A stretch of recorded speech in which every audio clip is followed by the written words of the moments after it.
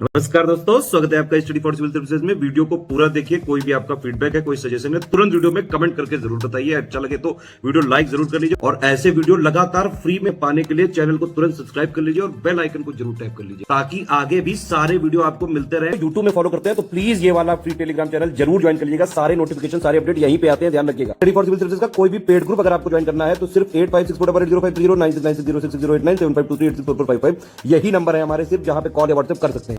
Instagram पे हमारा page जरूर फॉलो कर लीजिएगा, स्टडी फॉर सिविल .सर्विसेज है। ट्विटर पे हमको जरूर फॉलो कर लीजिएगा, @study for civils है। सारे क्वेश्चन अटेम्प्ट करिए और स्कोर अपना तुरंत कमेंट करके बताइए।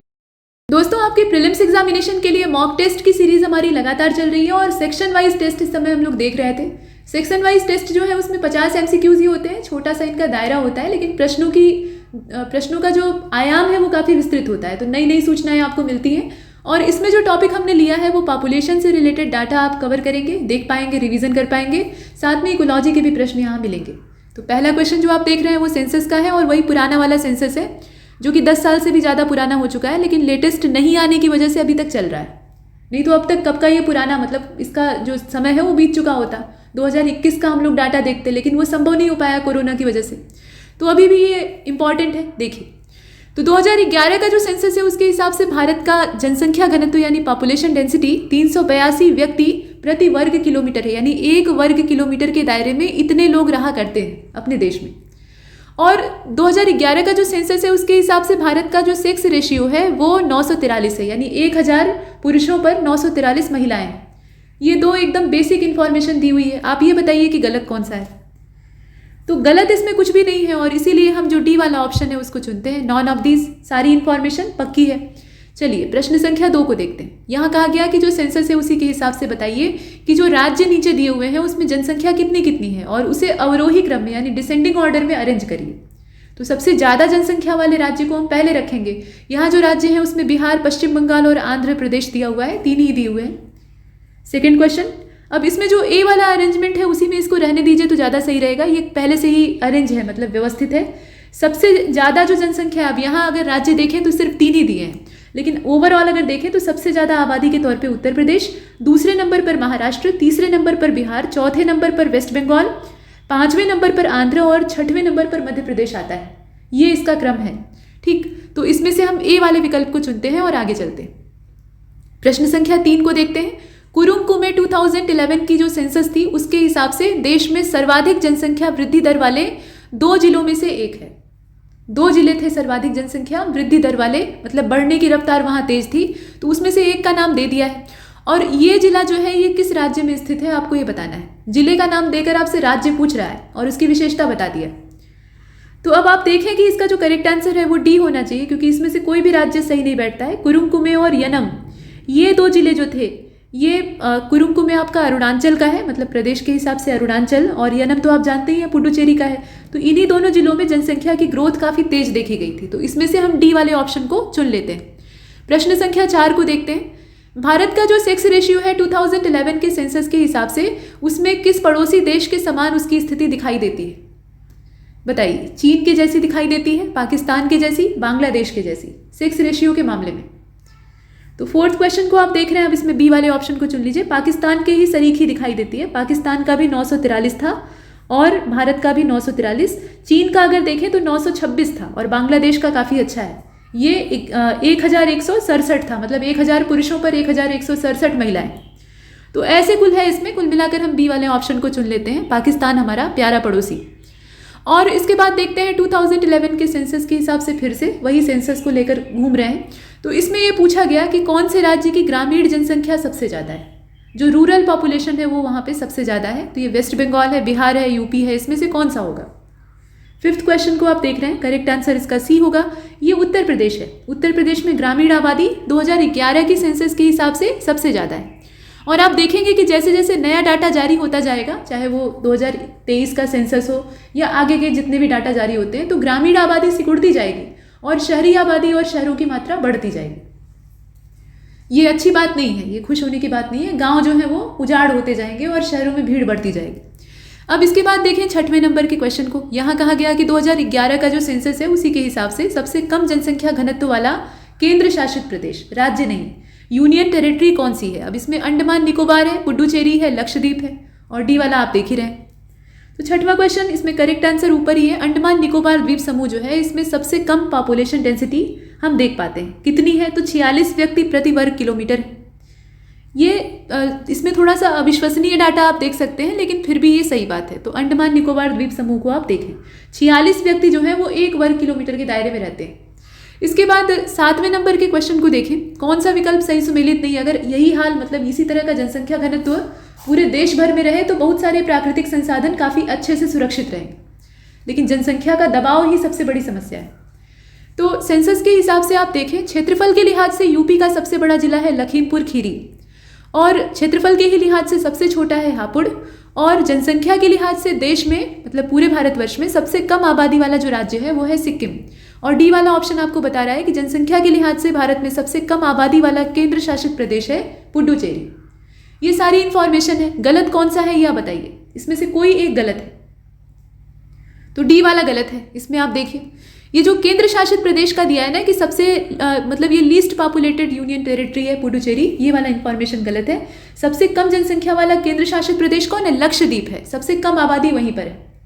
इसके बाद 8वें नंबर के प्रश्न में आपसे पूछा गया कि कौन सा सही है बताइए। तो पश्चिम बंगाल राज्य का जो उत्तर 24 परगना जिला है, ये भारत में सबसे अधिक आबादी वाला जिला है। ये 24 परगना जो है ये सबसे ज़्यादा पॉपुलेशन वाला डिस्ट्रिक्ट है पूरे भारतवर्ष में। अरुणाचल प्रदेश राज्य जो है ये दिबांग घाटी मतलब अरुणाचल प्रदेश राज्य में, अरुणाचल प्रदेश और राज्य एक ही चीज़ होती है, तो इसमें से आप प्रदेश को हटा दीजिए। तो अरुणाचल राज्य जो है उसमें दिबांग घाटी जिला भारत का सबसे कम आबादी वाला जिला है, वहाँ सबसे कम लोग रहते हैं। तो आप ये बताएं कि इसमें से सही कौन सा है। ये 8वें नंबर के प्रश्न को आप देख रहे हैं और करेक्ट आंसर इसका बी हो जाएगा। केवल दूसरा वाला सही है, पहला वाला डाटा इसमें गलत है। तो प्रश्न ये उठता है कि फिर सही क्या है। इसमें अगर आप देखें तो महाराष्ट्र राज्य का जो ठाणे जिला है, महाराष्ट्र में ठाणे डिस्ट्रिक्ट जो है ये भारत में सबसे ज़्यादा आबादी वाला जिला है, और 24 परगना जो है ये दूसरा सबसे ज़्यादा आबादी वाला जिला है। लेकिन यहाँ पर पहला ही पूछ रहा था तो ये पश्चिम बंगाल वाला नहीं होगा, महाराष्ट्र का ठाणे होगा। इसके बाद आगे बढ़ते हैं, और हाँ दूसरा वाला सही है तो उसको ध्यान दीजिएगा। 9वें नंबर के प्रश्न में आपसे पूछा गया कि कौन सा सही सुमेलित नहीं है। तो सबसे ज़्यादा जो डिकेडल ग्रोथ है उस मामले में बिहार पहले स्थान पे, सबसे कम डिकेडल ग्रोथ रेट के मामले में यानी दशकीय वृद्धि दर के मामले में नागालैंड है, नेगेटिव इसकी ग्रोथ रेट थी।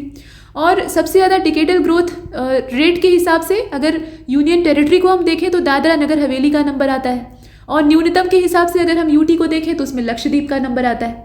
मतलब ये पहले नंबर पर जो यहाँ पे राज्य और केंद्र शासित प्रदेश हैं वो दे रखे हैं। आपको ये बताना है कि इसमें से गलत कौन सा है। इसका ऊपर वाला ही गलत है। सबसे ज़्यादा जो डिकेडल ग्रोथ रेट है वो असल में बिहार में नहीं है, वो मेघालय में है। ठीक है, तो इसमें से हम ए वाले ऑप्शन को चुनकर बाहर कर लेते हैं, यही गलत दिया है। मेघालय में कितनी है? 27.9%। आगे बढ़ते हैं, प्रश्न संख्या 10 को देखते हैं। अच्छा, नागालैंड में माइनस में चली गई थी तो -0.6% थी, यानी कमी की बात की जा रही है। जनगणना 2011 के हिसाब से सही कौन सा है बताइए। तो सबसे ज़्यादा जनसंख्या घनत्व वाला जो राज्य है वो बिहार है। सबसे कम आबादी की सघनता वाला यानी जनसंख्या घनत्व वाला जो राज्य है वो अरुणाचल है। सबसे ज़्यादा जनसंख्या घनत्व वाला जो केंद्र शासित प्रदेश है वो दिल्ली है, और डी वाला ऑप्शन वैसे का वैसे है। तो अब ये बताइए कि इसमें सही कौन सा है। प्रश्न को आप देख रहे हैं, उपरोक्त सभी वाला विकल्प जब दिया रहता है तो वो काफ़ी लुभावना होता है और उसी को हम लोग आमतौर पे चुन लेते हैं और ज़्यादातर ये हमारा साथ देता है यानी सही होता है। लेकिन यहाँ जो इन्फॉर्मेशन है उसे ज़रूर ध्यान से देख लीजिएगा, हो सकता है ये अलग अलग पूछी जाए या कॉम्बिनेशन ये न रहे। तो सबसे ज़्यादा जनसंख्या घनत्व कहाँ पे है? बिहार में है। आबादी की संख्या नहीं पूछी जा रही है बल्कि उसकी सघनता पूछी जा रही है, तो उस मामले में बिहार का पहला स्थान। और सबसे कम आबादी की सघनता जो है वो अरुणाचल में। केंद्र शासित प्रदेश के मामले में सबसे घनी आबादी दिल्ली में। चलिए प्रश्न संख्या 11 को देखते हैं। यहाँ कहा गया कि गलत विकल्प कौन सा है बताइए। 2011 का ही सेंसस है और कहा जा रहा है कि सबसे ज़्यादा जो सेक्स रेशियो वाला राज्य है वो केरल है, वहाँ लिंगानुपात काफ़ी अच्छा है। और सबसे ज़्यादा अच्छा लिंगानुपात केंद्र शासित प्रदेश में अगर देखें तो पुडुचेरी में दिखाई देता है। अब आप बताएं कि इसमें से गलत कौन सा है।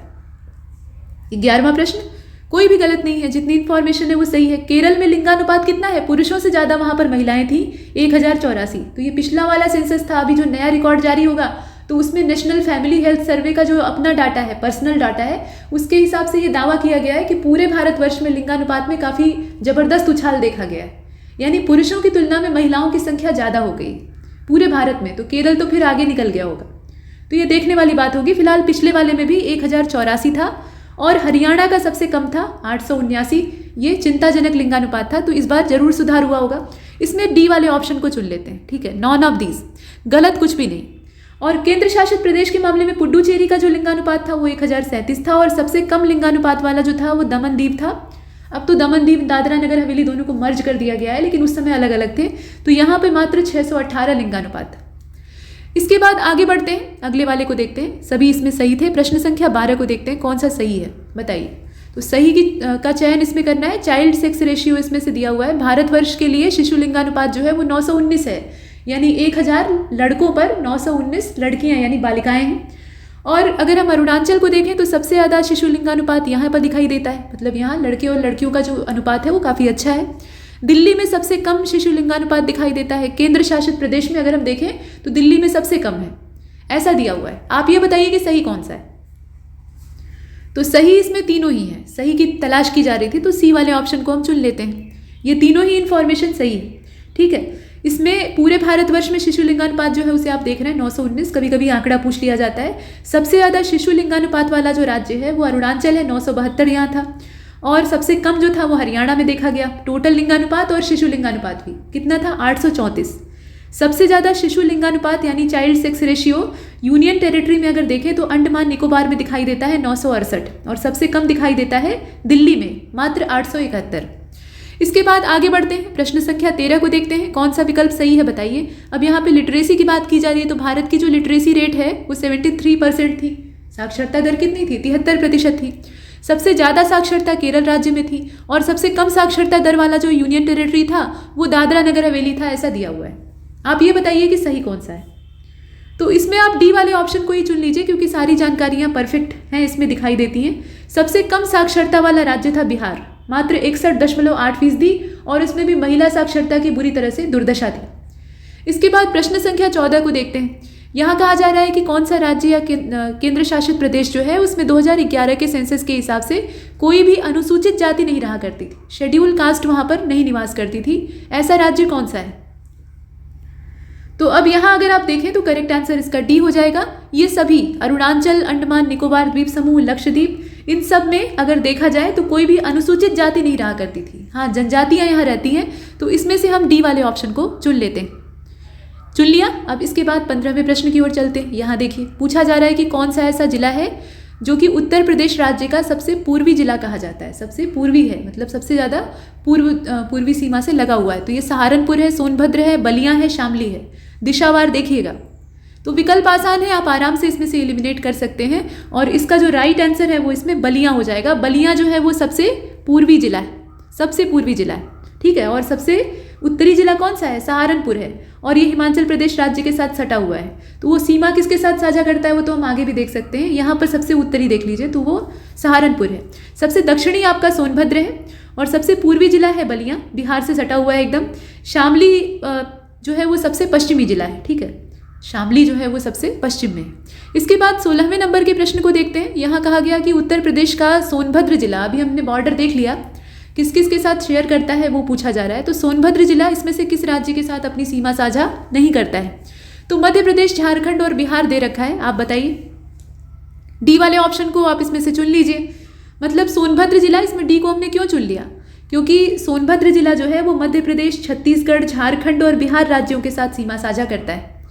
पहले क्या था कि झारखंड आपका बिहार में था और छत्तीसगढ़ मध्य प्रदेश में था, तो 2 ही राज्यों के साथ बॉर्डर शेयर करता था। अभी वो हो गए हैं 4, तो चारों के साथ करता है, तो इसमें से डी को चुन लिया। प्रश्न संख्या 17 को देखते हैं। यहाँ कहा गया कि रॉन्ग इन्फॉर्मेशन बताइए कौन सी है। तो उत्तर प्रदेश राज्य में सबसे लंबी सीमा मध्य प्रदेश के साथ लगती है। मतलब उत्तर प्रदेश जो है वो अपना सबसे लंबा बॉर्डर किसके साथ शेयर करता है, मध्य प्रदेश के साथ। और सबसे छोटी सीमा ये साझा करता है हिमाचल प्रदेश के साथ। और सोनभद्र जिला जो यूपी का है वो मध्य प्रदेश से 3 ओर से घिरा हुआ है। ये 3 अलग अलग जानकारियां हैं सीमा से संबंधित। आप ये बताइए कि इसमें से गलत कौन सी है। तो प्रश्न संख्या 17 को आपने देखा, और इसका जो राइट आंसर है वो डी होगा। केवल तीसरा वाला जो इसमें दिया है ना वो गलत है। 3 ओर से ये मध्य प्रदेश से घिरा हुआ है, ये वाली इन्फॉर्मेशन इसमें पक्की नहीं है। उत्तर प्रदेश का जो ललितपुर जिला है वो मध्य प्रदेश से 3 ओर से घिरा हुआ है, न कि सोनभद्र। इसके बाद प्रश्न संख्या 18 को देखें। यहाँ कहा गया कि कौन सा विकल्प सही सुमेलित है बताइए। तो यूपी का सेंसस वही डाटा, सबसे ज़्यादा दशकीय वृद्धि दर वाला जिला जो है वो गाजियाबाद है, और सबसे कम दशकीय वृद्धि दर यानी डिकेडल ग्रोथ रेट के मामले में हमीरपुर को हम देख रहे हैं। तो आप ये बताएं कि इसमें से सही कौन सा है। 18वां क्वेश्चन, डी वाला ऑप्शन आप चुन लीजिए।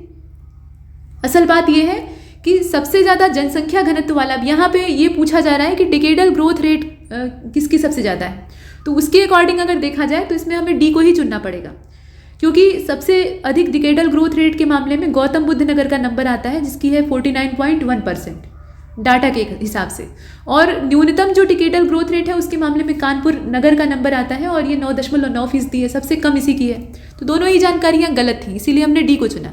इसके बाद 19वें प्रश्न को देखते हैं। उत्तर प्रदेश राज्य में निम्नलिखित में से कौन सा जिला उत्तर प्रदेश की जनगणना 2011 के हिसाब से सबसे कम जनसंख्या घनत्व वाला जिला है, सबसे कम पॉपुलेशन डेंसिटी वहां पर पाई जाती है? तो ये ललितपुर है, हमीरपुर है, महोबा है कि चित्रकूट है? प्रश्न संख्या 19 को आप देख रहे हैं और इसका जो राइट आंसर है वो इसमें ए हो जाएगा, ये ललितपुर है। ठीक है, महोबा की जो आबादी है उसमें देखा जाए तो 8.75 लाख, ये जनसंख्या घनत्व के मामले में पूछ रहा था, तो उस हिसाब से अगर देखें तो न्यूनतम जनसंख्या घनत्व वाला जो जिला है वो ललितपुर है, और इसकी जो पॉपुलेशन डेंसिटी है वो कितनी है? मात्र 242। और सबसे ज़्यादा आबादी का जो घनत्व है वो गाजियाबाद में है और ये 3971 है, काफ़ी ज़्यादा सघन आबादी है। तो इसे हमने देखा, दोनों मतलब सबसे कम और सबसे ज़्यादा आपको पता होना चाहिए। इसके बाद 20वें नंबर के प्रश्न में आपसे कहा गया कि कौन सा जिला न्यूनतम जनसंख्या वाला जिला है।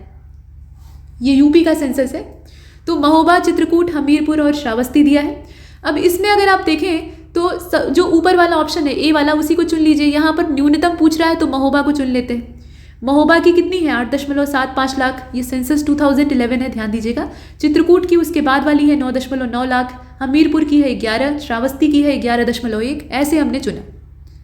क्वेश्चन नंबर 21 को देखते हैं। सबसे कम साक्षरता दर वाले जिले का नाम आपको बताना है। तो बलरामपुर, श्रावस्ती, बदायूं और रामपुर दिया हुआ है, आप इसमें से देखकर बताइए। सबसे कम साक्षरता दर वाला जो जिला है वो इसमें देखा जाए तो श्रावस्ती है, और इसीलिए हम बी वाले ऑप्शन को चुन लेते हैं। और यहाँ जो लिटरेसी रेट है उसे अगर देखा जाए तो इसकी जो लिटरेसी रेट है वो मात्र 46.7% है, जो कि बहुत कम है। गौतम बुद्ध नगर की सबसे ज़्यादा थी 80.12। इसके बाद 22वें नंबर के प्रश्न को देखिए। यहाँ पर कौन सा सही सुमेलित नहीं है वो आपको बताना है। तो उत्तर प्रदेश का लिंगानुपात 912, अनुसूचित जाति की जनसंख्या का जो सेक्स रेशियो है यूपी में वो 907 था, जनजातियों की जनसंख्या का जो सेक्स रेशियो है वो 951 था। यहाँ जातिवार दिया हुआ है। अब आप ये बताइए कि इसमें से गलत कौन सा है। 22वें प्रश्न को आप देख रहे हैं, डी वाले ऑप्शन को चुन लीजिए, कुछ भी गलत नहीं है। ये सारे जो यहाँ स्टेटमेंट थे उनका उद्देश्य था आपको सूचना देना, ठीक है। तो इसमें जितनी इन्फॉर्मेशन है सभी पक्की है। इसके बाद 23वें नंबर के प्रश्न में पूछ लिया गया कि जो यहाँ प्रशासनिक आंकड़ा यानी एडमिनिस्ट्रेटिव डाटा दिया हुआ है 2011 का, उसके हिसाब से बताइए कि जिलों की संख्या यहाँ पर कौन सा सही सुमेलित है वो बताना है। तो जिलों की संख्या 640 थी, जो उप जिले थे यानी सब डिस्ट्रिक्ट्स थे उनकी संख्या थी 5924, नंबर ऑफ सिटीज़ यानी शहरों की संख्या, नगरों की संख्या थी 7933। ये सारी आबादी मतलब जो संख्या है शहरों और जिलों की संख्या दी हुई है। तो उसके आधार पर बताइए कि इसमें से सही कौन सा है। 23वें प्रश्न को आप देख रहे हैं, डी वाले ऑप्शन को चुन लीजिए, जितना भी यहाँ दे रखा है वो सभी परफेक्ट है, ठीक। तो डी को चुन लिया। इसके बाद प्रश्न संख्या 24 को देखते हैं, कौन सा सही सुमेलित नहीं है बताइए। तो वैधानिक नगर जो है यानी सिचुएटरी टाउन्स जो है उनकी संख्या ये 2011 के ही एडमिनिस्ट्रेटिव रिकॉर्ड के हिसाब से अगर देखें तो 4041 थी। सेंसस टाउन जो थे वो 3892 थे। नंबर ऑफ विलेजेस जो है वो 6.41 लाख थे। अब ये सब डाटा यहाँ दिया हुआ है, आप ये बताइए कि गलत कौन सा है। 24वें प्रश्न को आपने देखा और 24 का जो राइट आंसर है वो इसमें डी हो जाएगा। कोई भी डाटा गलत नहीं है, मतलब जितनी भी सूचनाएं यहाँ दी हैं वो सभी ठीक ठाक हैं। ग्रामों की संख्या कभी कभी पूछ ली जाती है, तो 6.41 लाख को आप याद रखेंगे। इसके बाद 25वें नंबर के प्रश्न में पूछा गया कि कौन सा जिला यूपी की जो जनगणना है 2011 की, उसके हिसाब से अनुसूचित जनजाति की अधिकतम संख्या वाले शीर्ष 3 जिलों में आता है। टॉप 3 डिस्ट्रिक्ट्स ऐसे चुनने हैं आपको जिसमें कि अनुसूचित जनजाति की जो जनसंख्या है वो अधिकतम हो, सबसे ज़्यादा हो, और उसमें से कौन सा इसमें शामिल है ये आपको बताना है। तो ये प्रश्न है, इसे ध्यान से देखिएगा। और 25वां प्रश्न जो है इसका करेक्ट आंसर ए हो जाएगा, ये देवरिया है, ठीक है। देवरिया को इसमें शामिल कर लीजिए, यही हमारा सही उत्तर है। अब अनुसूचित जनजाति के जो जनसंख्या वाले शीर्ष 5 जिले हैं उसमें सोनभद्र का पहला स्थान है, दूसरे नंबर पर बलिया है, तीसरे नंबर पर, यहाँ टॉप 3 ही पूछ रहा था तो तीसरे नंबर पर देवरिया है, चौथे नंबर पर कुशीनगर है और 5वें नंबर पर ललितपुर है। लेकिन यहाँ टॉप 3 ही पूछा था तो उसी के अंतर्गत देखेंगे। इसके बाद 26 को देखते हैं। यहाँ कहा गया कि गलत कौन सा है, पूरे भारत के संदर्भ में देखिएगा। तो क्षेत्रफल के लिहाज से मध्य प्रदेश दूसरे स्थान पे है, क्षेत्रफल के लिहाज से महाराष्ट्र तीसरे स्थान पे है, और क्षेत्रफल के लिहाज से यूपी का है 5वां स्थान, लेकिन आबादी में हम लोग सबसे आगे रहते हैं। तो अब आप ये बताइए कि गलत कौन सा है। 26वें प्रश्न को आपने देखा, करेक्ट आंसर इसका सी हो जाएगा। क्षेत्रफल के लिहाज से अगर देखा जाए, यहाँ पे जो सी वाला ऑप्शन है इसे चुनकर बाहर कर लीजिए, यहाँ गलत की तलाश करने के लिए कहा जा रहा था, ठीक है। तो क्षेत्रफल के लिहाज से जो टॉप 4 स्टेट है पूरे भारतवर्ष में, उन्हें देखा जाए तो पहले नंबर पे राजस्थान है, सबसे बड़ा राज्य है क्षेत्रफल के लिहाज से। दूसरे नंबर पर मध्य प्रदेश है, तीसरे नंबर पर महाराष्ट्र है, और चौथे नंबर पर उत्तर प्रदेश है। 5वां नहीं, चौथा स्थान है हमारा। इसके बाद आप देखें 27वें नंबर के प्रश्न को, कौन सा सही सुमेलित नहीं है। तो नॉर्दर्न मोस्ट स्टेट जो है वो हिमाचल प्रदेश है, उत्तर प्रदेश के सबसे उत्तर में जो राज्य है वो कौन सा है, हिमाचल है। सबसे दक्षिण में जो राज्य है वो तमिलनाडु है। यहाँ पे यूपी को ही रिस्पेक्ट में नहीं रखकर पूरे भारतवर्ष के संदर्भ में बताया गया है, इसमें देखकर बताइएगा। पूरे भारतवर्ष के भौगोलिक विस्तार के मामले में अगर देखा जाए तो सबसे उत्तरी राज्य है हिमाचल, सबसे दक्षिणी राज्य है तमिलनाडु, सबसे पूर्वी राज्य है नागालैंड, और सबसे पश्चिमी राज्य है गुजरात। तो आप ये बताएं कि इसमें से गलत कौन सा है। प्रश्न को आप देख रहे हैं, करेक्ट आंसर इसका क्या होगा, सी होगा। सबसे पूर्वी राज्य कौन सा है, अरुणाचल है, ठीक, उसमें सबसे पूर्वी बिंदु पाया जाता है भारतवर्ष का। तो इसमें से हम नागालैंड वाला जो ऑप्शन है उसको बाहर कर लेते हैं, यही गलत दिया है। प्रश्न संख्या 28 को देखते हैं। यहाँ रामसर साइट्स के बारे में दिया हुआ है, 2022 अगस्त तक अब लेटेस्ट इसको अपडेट किया गया है। तो तंपारा लेक जो कि रामसर स्थल के तौर पे शामिल की गई है वो असल में ओडिशा में है। चित्रागुंडी पक्षी अभ्यारण्य जो है ये तमिलनाडु में है, ये भी रामसर के अंतर्गत आ गया है। हाईगम वेटलैंड कंजर्वेशन रिजर्व जो है ये आपका हिमाचल में है, इसको भी शामिल किया गया है। और यशवंत सागर जो है ये मध्य प्रदेश में है और इसको भी रामसर के अंतर्गत लाया गया है। ये सब दे तो दिया है, लेकिन आपको ये बताना है कि इसमें से गलत कौन सा है, कोई एक गलत। तो सी वाला ऑप्शन जो इसमें हाईगम वेटलैंड वाला दिया है वो असल में जम्मू कश्मीर में है, ना कि हिमाचल में। बाकी जितनी सूचनाएं हैं वो सभी सही हैं, ठीक। आगे चलते हैं। ये सब जो हाल फिलहाल में जोड़े गए रामसर स्थल हैं उनके बारे में बताया गया है। और यूपी में अगर हम देखें तो टोटल कितने हैं, 10 रामसर स्थल हैं, बहुत बड़ी संख्या है। तो आगे वही प्रश्न है, पूछा गया है कि निम्नलिखित में से कौन से स्थान को फरवरी 2022 में रामसर स्थल का दर्जा यूपी में मिला है। तो हैदरपुर वेटलैंड है, ऊपरी गंगा नदी है, बखीरा है और सरसई नवार है। इसमें से देखकर बताइए। 29 और करेक्ट आंसर इसका सी वाला हो जाएगा। बखीरा को जोड़ा गया है, ठीक है, बखीरा को रामसर स्थल का दर्जा प्राप्त हुआ है। और हैदरपुर वेटलैंड जो है ये यूपी का है, नवाबगंज है, पार्वती अरंगा है, समन पक्षी अभ्यारण्य है, समसपुर है, सांडी भी है, ये भी रामसर का दर्जा प्राप्त किया है। इसके अलावा सरसई नवार को आप देख रहे हैं, सुर सरोवर है, ऊपरी गंगा मैदान मतलब ब्रिज घाट से नरौरा स्ट्रेंच। और बखीरा जो है ये 10वां बन गया है, संत कबीर नगर वाला, और इसको 2 फरवरी 2022 को जोड़ा गया था, ठीक। तो इसे हमने देखा और कुल मिलाकर इसमें से हम सी वाले विकल्प का चयन करते हैं और आगे चलते हैं। प्रश्न संख्या 30 को देखते हैं। निम्नलिखित में से कौन सा विषय जो है वो समवर्ती सूची के अंतर्गत यानी कॉन्करेंट लिस्ट के अंतर्गत नहीं आता है। तो forest, wild life, archaeological sites और एग्रीकल्चर, इसमें से बताइए कौन सा शामिल नहीं है। तो डी वाले ऑप्शन को हम चुन लेते हैं। कृषि जो है वो इसके अंतर्गत नहीं आता है। कृषि जो है वो राज्य सूची में शामिल है। कृषि और सिंचाई ये दोनों जो है ये स्टेट लिस्ट का विषय है। राज्य इन पर कानून बनाने का और निर्णय लेने का हक रखता है। इसके बाद प्रश्न संख्या 31 को देखते हैं। यहाँ पूछा गया कि कौन सी ग्रीन हाउस गैस की वजह से अम्ल वर्षा होती है यानी एसिड रेन देखी जाती है, जो कि काफ़ी हानिकारक होती है। तो ये कार्बन डाइऑक्साइड है, कार्बन मोनोऑक्साइड है, नाइट्रोजन ऑक्साइड है, या इसमें से कोई नहीं। 31 को आप देख रहे हैं, करेक्ट आंसर इसका डी होगा, इसमें से कोई नहीं है।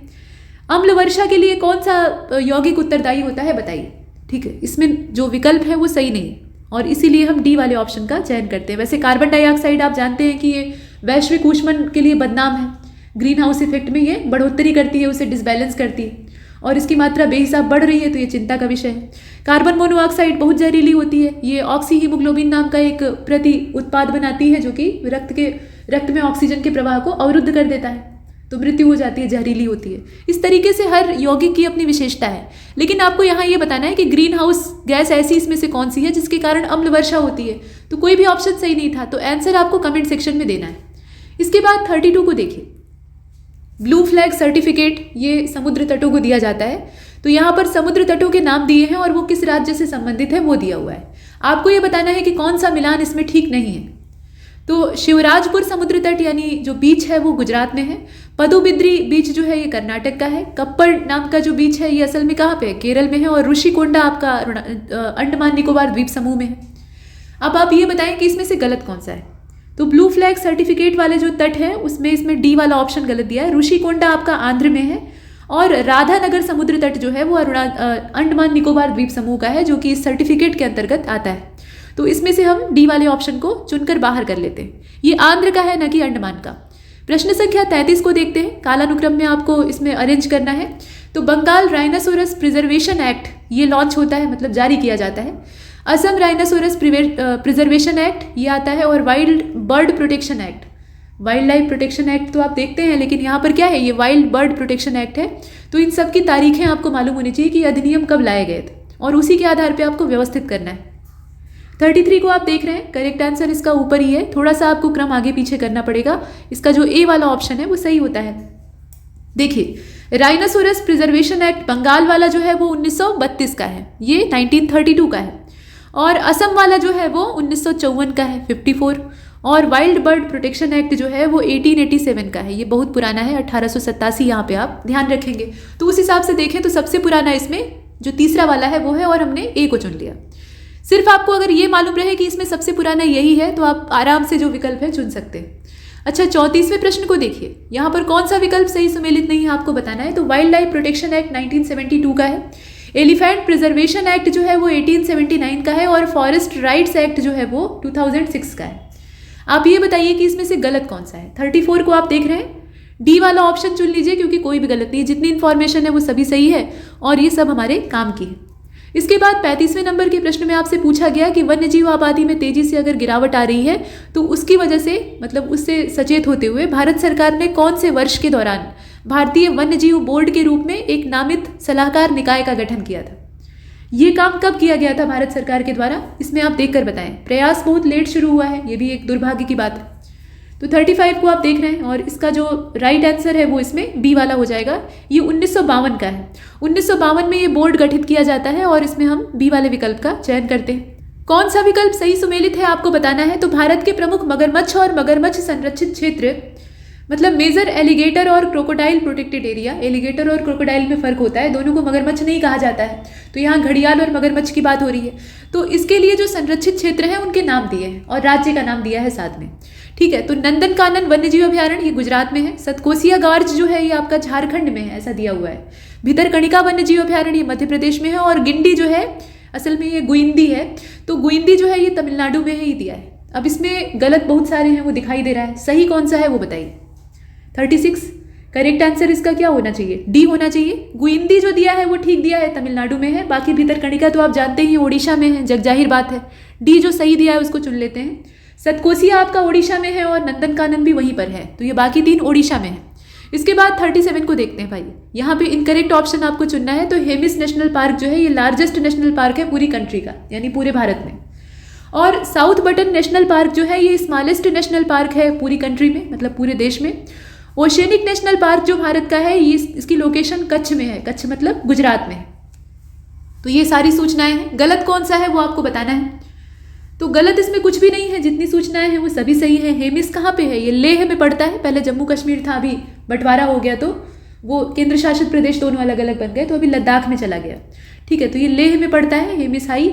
और उसके बाद आप देखें सबसे छोटा जो राष्ट्रीय उद्यान है साउथ बटन, बटन छोटा होता है तो इसका नाम भी बटन।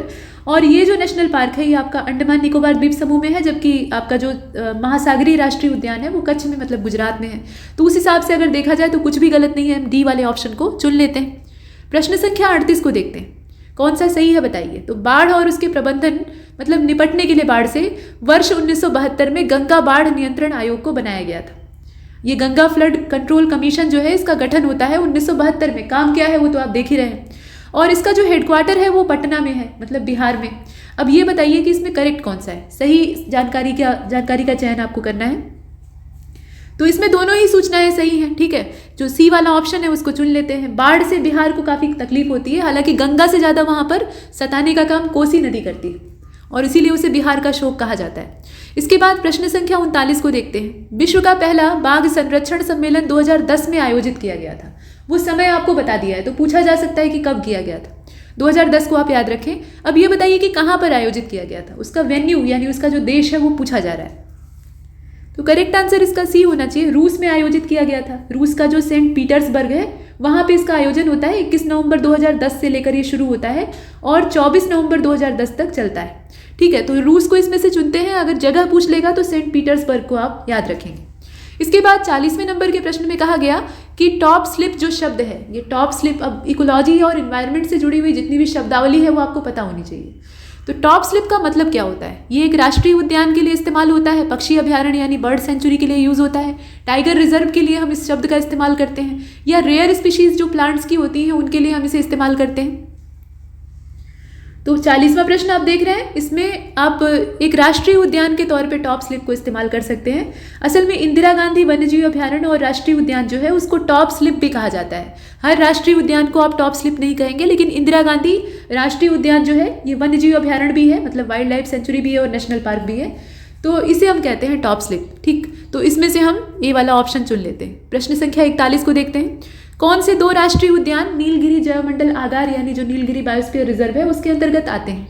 देखिए, बायोस्फीयर रिजर्व जो है वो एक बहुत विस्तृत चीज़ होती है, बहुत बड़ी चीज़ होती है, और उसका जो एकदम कोर एरिया होता है ना, वहाँ पे आमतौर पे एक नेशनल पार्क या एक से ज़्यादा नेशनल पार्क होते हैं जो कि ज़्यादा प्रोटेक्टेड होते हैं।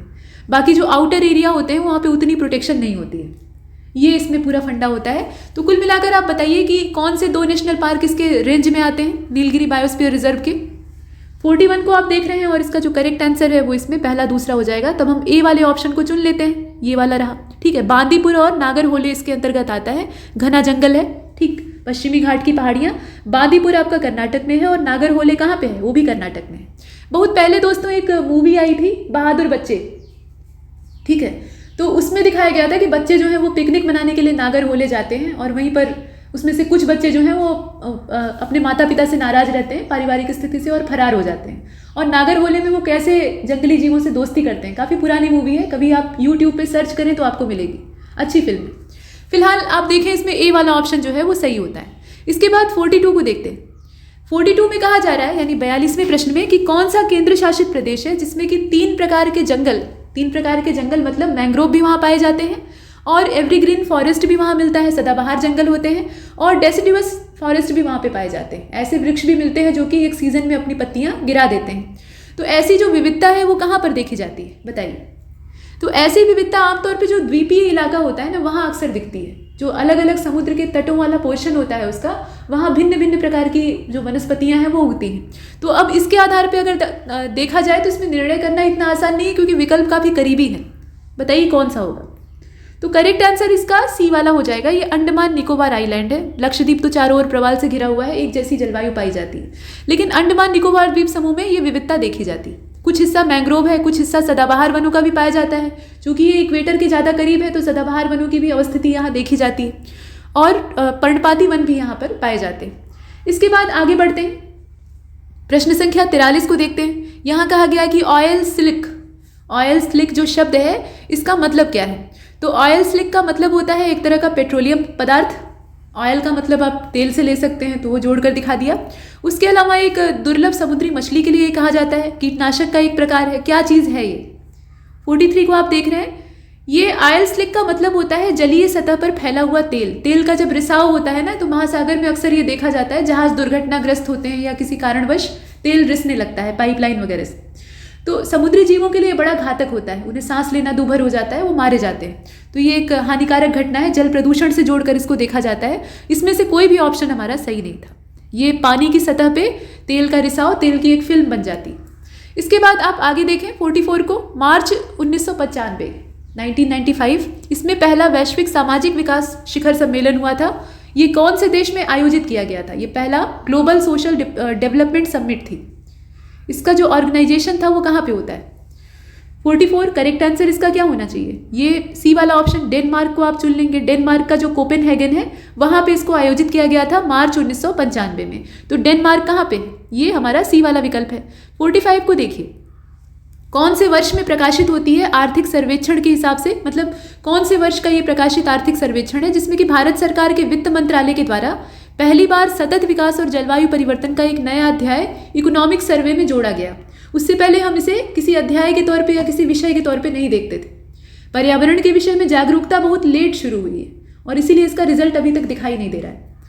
तो बताएं कि कब इकोनॉमिक सर्वे में ये शामिल होता है? बहुत लेट शामिल होता है। यहाँ आप सत्र देख ही रहे हैं। तो 45 को जो इसमें देखें तो ध्यान से करेक्ट आंसर इसका ए हो जाएगा। 2011-12 में इसको शामिल किया जाता है। 2011-12 का जो इकोनॉमिक सर्वे जारी होता है उसमें एक नया चैप्टर जोड़ा जाता है जो कि सस्टेनेबल डेवलपमेंट और क्लाइमेट चेंज से जुड़ा हुआ था। इसके बाद 46 को देखते हैं। अब यहाँ पर पूछा गया कि जेट्रोफा का कौन सा भाग ऐसा है जिससे कि हम बायोडीजल प्राप्त करते हैं। ये ऊर्जा वनस्पति के तौर पे जाना जाता है।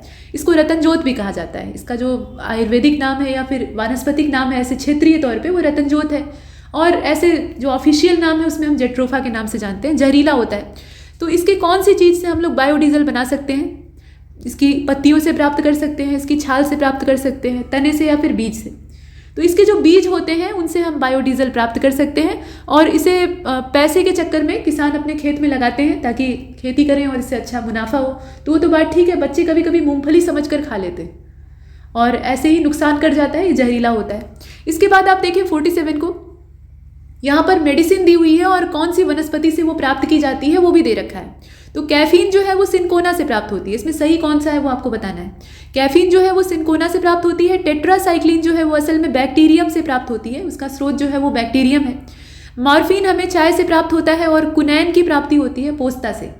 यहाँ सब कुछ उल्टा पुल्टा दिया है, वो देखकर मालूम हो रहा है, सिर्फ आपको ये देखना है कि सही कौन सा है। तो 47 आपने देखा और इसका जो सही जवाब है वो इसमें हो जाएगा बी वाला। देखें टेट्रासाइक्लिन जो बैक्टीरियम दिया है वो परफेक्ट है, बैक्टीरिया से रिलेटेड। बाकी कैफीन जो है वो चाय के अंदर होता है। मार्फिन प्राप्त होती है पोस्ता से, जो पोस्ते के दाने होते हैं उनसे प्राप्त होती है। और कुनैन जो है ये सिनकोना से प्राप्त होता है, आप जानते ही हैं। तो इसमें से बी वाले ऑप्शन को चुन लेते हैं, बाकी सब गलत है। ठीक, बी वाला सही है। प्रश्न संख्या 48 को देखते हैं। यहाँ कहा गया कि सही सुमेलित कौन सा नहीं है। तो नेशनल सोलर मिशन जो है ये 2010 में शुरू किया गया था। National mission on sustainable habitat ये स्टार्ट किया गया था 2010 यानी 2010 में। और 2010 में ही नेशनल ग्रीन इंडिया मिशन को भी लॉन्च किया गया था। और 2010 में ही national mission for sustaining Himalayan ecosystem ये भी शुरू हुआ था। अब आप ये बताएं कि इसमें से कोई एक गलत है। बाकी सब तो 2010 में ही शुरू किए गए थे। एक की जो तारीख दी है वो गलत दी है। कौन सा है? तो इसमें अगर आप देखें तो सी वाला ऑप्शन हो जाएगा। नेशनल ग्रीन इंडिया मिशन जो है ये शुरू होता है 2014 में, ना कि 2010 में। ठीक है, इसकी जो डेट है वो आगे की है, 2014 होगी ना कि 2010। बाकी जितने हैं वो सही हैं। 49वें को देखते हैं। इनकरेक्ट ऑप्शन आपको चुनकर बाहर करना है। लोकल नाम दिया है और ये पवित्र उपवनों के बारे में है। तो जो पवित्र उपवन है उनका लोकल नाम दिया है और कहाँ पर वो स्थित है, प्रदेश का नाम दिया है। तो गुम्फा वन जो है ये अरुणाचल में है। देवराय आपका मध्य प्रदेश में है। साराकाबू केरल में है और कोविलकाडू जो है ये पुडुचेरी में है। तो पवित्र उपवनों के नाम यहाँ देखें आप, इसमें से कोई एक गलत है। कौन सा गलत है आपको चुनकर बताना है। इसका जो बी वाला ऑप्शन है उसे चुनकर बाहर कर लीजिए। देवराय जो है ये आपका मध्य प्रदेश में नहीं है। तो देवराय है कहाँ पे? ये गोवा में है। ठीक है, इसकी लोकेशन कहाँ पे है? गोवा में है। बाकी जितना है वो सब सही है। अंतिम प्रश्न देखते हैं जो कि है 50वां, और इसमें पूछा जा रहा है कि which of the following option is not correctly match. तो एपिको मूवमेंट चिपको आंदोलन की तर्ज पे, तो एपिको मूवमेंट स्टार्ट होता है केरल में, और बलियापाल मूवमेंट जो है, बलियापाल आंदोलन ये ओडिशा का है। साथ में नर्मदा बचाओ मूवमेंट जो है ये मध्य प्रदेश, गुजरात और महाराष्ट्र में चलता है। साथ साथ यहाँ मैत्री मूवमेंट, ये मैती आंदोलन है, मैती मूवमेंट कहा जाता है, ये उत्तराखंड का है। तो अब आप ये बताएं कि इसमें से गलत कौन सा है। इसका ऊपर वाला ही गलत है। एपिको मूवमेंट जो है ये कर्नाटक का है और ये 1983 का है। ठीक है, ये कर्नाटक का है ना कि केरल का, और ये 1983 का है। बाकी अगर देखा जाए बलियापाल जो है ये आपका 1986 का है, ओडिशा का, और नर्मदा बचाओ वाला 1985 का है। तो इस तरीके से ये चलता है। ठीक, यहाँ तक हमने ये 50 प्रश्नों का दौर पूरा किया है और ऐसे बहुत सारे टेस्ट आपको मिलते रहेंगे। तो हमारे चैनल पर बने रहिए, लाइक और शेयर कीजिए और साथ में इस वीडियो को अच्छे से देखते रहिए, रिवीजन करते रहिए। तब तक के लिए नमस्कार।